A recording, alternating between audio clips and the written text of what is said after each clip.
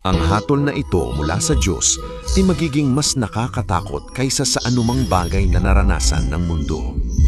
Kapag tumahimik ang mga huling trumpeta, 7 anghel ang babangon at magbubuhos ng 7 mangkok ng banal na puot sa lupa.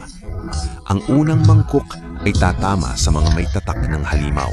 Natatabunan sila ng masasakit at nagbabagang mga sugat. Ang pangalawang mangkok ay gagawing dugo ang mga dagat. Bawat nilalang na may buhay sa loob ng mga ito ay mamamatay. Ang ikatlong mangkok ay gagawing dugo ang mga ilog at bukal na mag-iiwan sa sangkatauhan na walang kanlungan.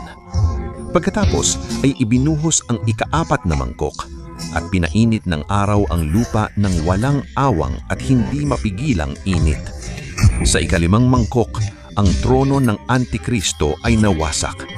Ang kanyang kaharian ay gumuho sa kadiliman, takot at kaguluhan. Ang ika-6 na mangkok ay nagpakawala ng mga mapanlinlang na espiritu na tinitipon ng mga bansa para sa huling labanan. Ngunit sa sandaling iyon, biglang lumitaw si Kristo tulad ng isang magnanakaw sa gabi. Sa pamamagitan ng hininga ng kanyang bibig, winasak niya ang Antikristo at iniligtas ang kanyang mga tao.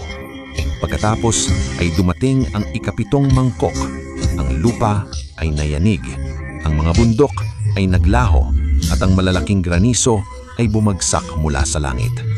Para sa mga tumanggi sa Diyos, walang makakatakas. Ito ang huling paghuhukom sa masasama. Kung naniniwala kang malapit na ang pagbabalik ni Kristo, i-type ang Amen sa mga komento.